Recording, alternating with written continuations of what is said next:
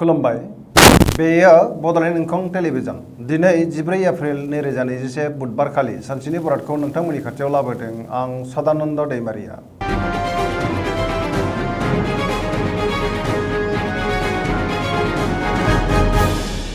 सिगां फरायथिनो लादों मेष राशि।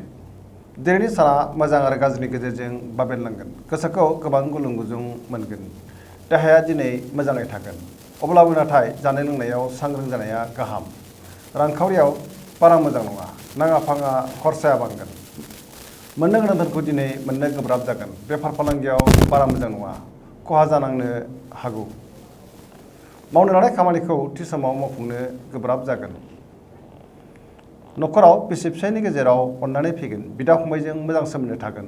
बिमा बिफानि अननाय आरो बोर मोनगोन। गुबुनखौ बांद्राय फोथायोब्ला खहा जानांनोबो हागौ। गुबुननि थाखाय नाङा फाङा जेंनायाव गोग्लैनांनो हागौ।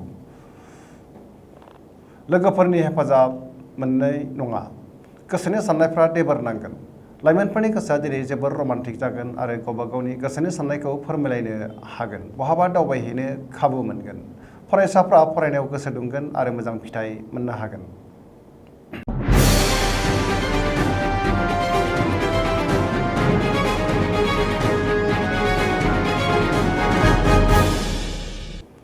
वृष राशि। दिनैनि साना मोजां आरो गाज्रिनि गेजेरजों बाबेनलांगोन। गोसोखौ जोबोर गुलाय गुजाय मोनगोन। मावनो लानाय खामानिखौ थि समाव मावफुंनो गोब्राब जागोन। समाजाव अदेबानि मान मोननो हागोन। रांखावरियाव बारा मोजां नङा। नाङा फाङा खरसाया बांगोन। बेफार फालांगियावबो गोबां खहा जानांनो हागौ।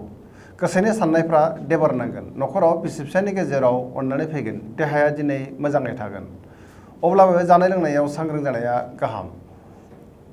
माबेबा मोनसे गोरोन्थि हाबा मावफ्लांनानै गोबां उन दाहा फैनांनोबो हागौ। गुबुननि हेफाजाब मोननो गोब्राब जागोन। फरायसाफ्रा फरायनायाव गोसो दुंखांगोन आरो मोजां फिथाइ मोननो हागोन।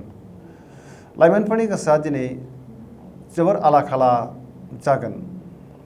नेगेटिभ एनार्जिनि गोहोम गोग्लैगोन।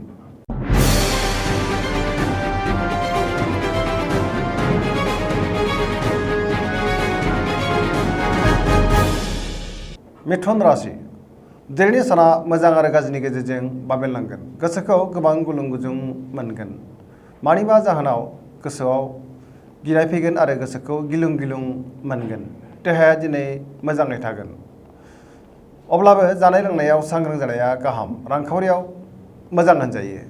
मोननो गोनां धोनखौ दिनै मोननो हागोन। बेफार फालांगियाव गोबां मुलाम्फा मोनगोन। न'खराव बिसि फिसायनि गेजेराव अननानै फैगोन। बिदा फंबायजों मोजां सोमोन्दो थागोन। समाजाव मान मोनगोन। गोसोनि बोलोआ बांगोन। बिमा बिफानि अननाय आरो बोर मोनगोन। लाइमोनफोरनि गोसोआ दिनै जोबोर रमान्टिक जागोन आरो गावबा गावनि गोसोनि साननायखौ फोरमायलायनोबो हागोन।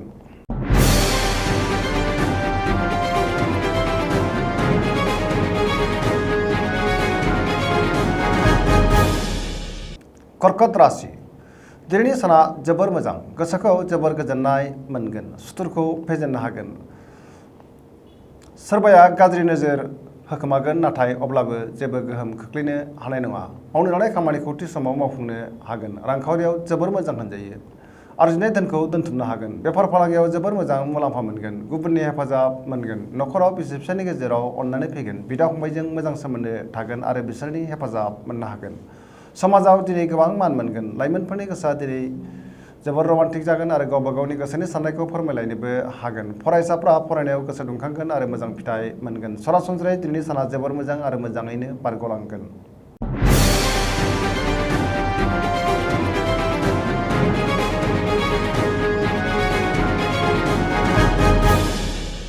सिंह राशि। दिनैनि साना जोबोर मोजां। गोसोखौ जोबोर गोजोननाय मोनगोन। मावनो लानाय खामानिखौ थि समावनो आरो गोरलैयैनो मावफुंनो हागोन। रांखावरियाव जोबोर मोजां होनजायो। मोननो गोनां धोनखौ दिनै मोननो हागोन। बेफार फालांगियाव जोबोर मोजां मुलाम्फा मोनगोन। आरजिनाय धोनखौ दोनथुमनो हागोन। न'खराव बिदा फंबायजों मोजां सोमोन्दो थागोन। बिदा फंबायनि हेफाजाब मोनगोन। गोसोनि बोलोआ बांगोन। गोबां खामानियाव मुखुब थागोन। गोसोनि साननायफोरा जाफुंगोन। समाजाव दिनै मान मोननो हागोन। सेंग्रा सिख्लाफ्रा गावबा गावनि गोसोनि साननायखौ फोरमायलायनो हागोन आरो गोसोआ जोबोर रमान्टिक जागोन। फरायसाफ्रा फरायनायाव गोसो दुंगोन आरो मोजां फिथाइ मोनगोन। पजिटिभ एनार्जिनि गोहोम गोग्लैगोन।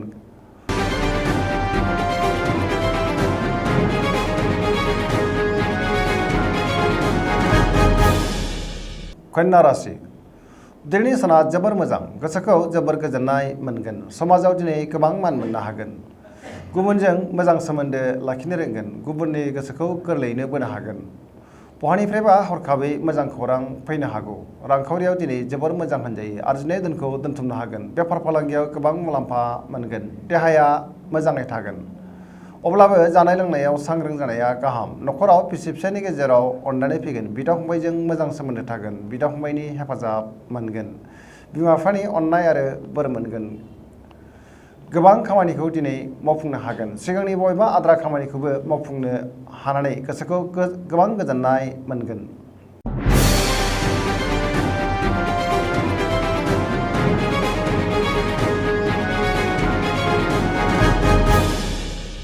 तुला राशि दिनैनि साना जोबोर मोजां गोसोखौ जोबोर गोजोननाय मोनगोन गोसोनि साननायफोरा जाफुंगोन मावनो लानाय खामानिखौ थि समावनो आरो गोरलैयैनो मावफुंनो हागोन देहाया दिनै मोजाङै थागोन रांखावरियाव जोबोर मोजां होनजायो आरजिनाय धोनखौ दोनथुमनो हागोन नखराव बिसि फिसायनि गेजेराव अननानै फैगोन बेफार फालांगियावबो मोजां मुलाम्फा मोनगोन समाजाव गोबां मान मोननो हागोन लोगोफोरनि हेफाजाब मोनगोन लाइमोनफोरनि गोसोआ दिनै जोबोर रमान्टिक जागोन आरो गोसोनि साननायखौ फोरमायलायनो हागोन फरायसाफ्रा फरायनायाव गोसो दुंखांगोन आरो मोजां फिथाइ मोननो हागोन पजिटिभ एनार्जिनि गोहोम गोग्लैगोन धोरोमारि बिथिङावबो दिनै गोसो दुंखांगोन सरासनस्रायै दिनै साना जोबोर मोजां आरो मोजाङैनो बारग'लांगोन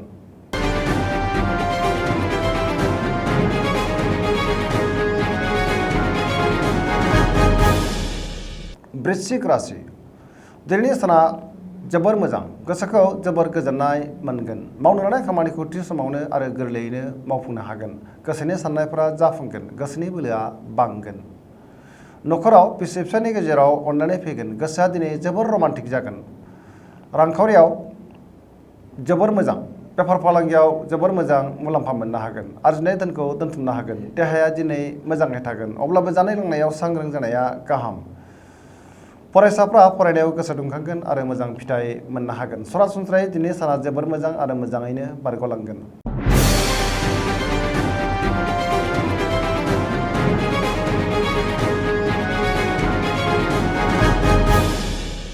धनु राशि दिनैनि साना जोबोर मोजां गोसोखौ जोबोर गोजोननाय मोनगोन मावनो लानाय खामानिखौ थि समावनो मावफुंनो हागोन गोसोनि साननायफोरा जाफुंगोन रांखावरियाव जोबोर मोजां होनजायो आरजिनाय धोनखौ दोनथुमनो हागोन बेफार फालांगियाव मोजां मुलाम्फा मोनगोन समाजाव दिनै गोबां मान मोननो हागोन देहाया मोजाङै थागोन जायखि खामानि मावा मानो मोनफ्रोमबो खामानिखौ मोजाङैनो मावफुंनो हागोन नखराव अनलायनाय फैगोन समाजाव दिनै बयजोंबो अनजासोगारगोन आरो मान मोननो हागोन बयजोंबो अनसायजागोन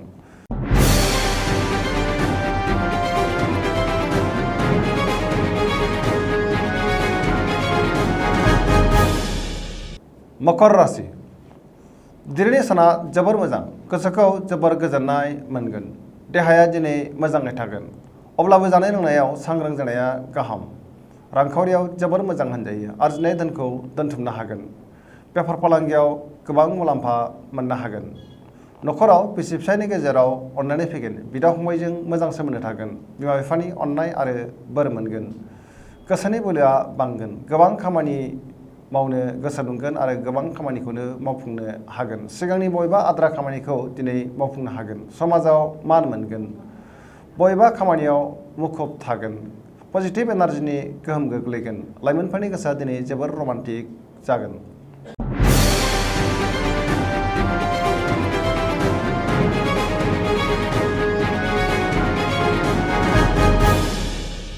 कुम्भ राशि दिनैनि साना मोजां आरो गाज्रिनि गेजेरजों बाबेनलांगोन गोसोखौ गोबां गुलुं गुजुं मोनगोन गोबां गोरोन्थि मावफ्लांनानै लाजिनांनोबो हागौ मानहानि जानोबो हागौ मावनो लानाय खामानिखौ थि समाव मावफुंनो गोब्राब जागोन रांखावरियाव दिनै जोबोर मोजां बेफार फालांगियावबो जोबोर मोजां मुलाम्फा मोनगोन देहाया दिनै मोजाङै थागोन नखराव अननानै फैगोन माबा जाहोनाव सोरजोंबा एना एनि जानोबो हागौ सोरबा लोगोआ थगायनो नाजागोन सांग्रां जानाया गाहाम नेगेटिभ एनार्जिनि गोहोम गोग्लैगोन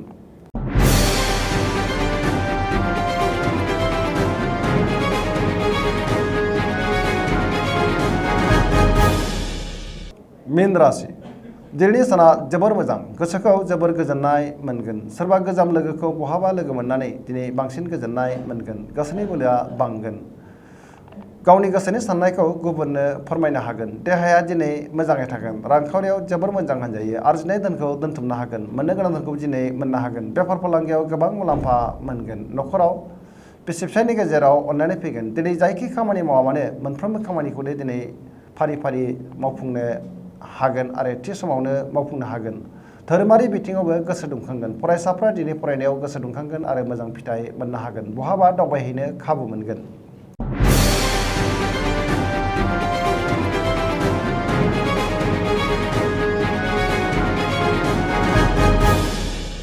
दिनैनि राशि फरायथिनाया एसेनोसै। जोबनायाव बेखौनो खावलायो जाहाथे नोंथांमोना सानफ्रामबो जोंनि बे बड'लेण्ड इंखं टेलिभिजनखौ नायबाय थायो आरो साबस्क्राइब खालामो। एसेनोसै, गोजोन्थों।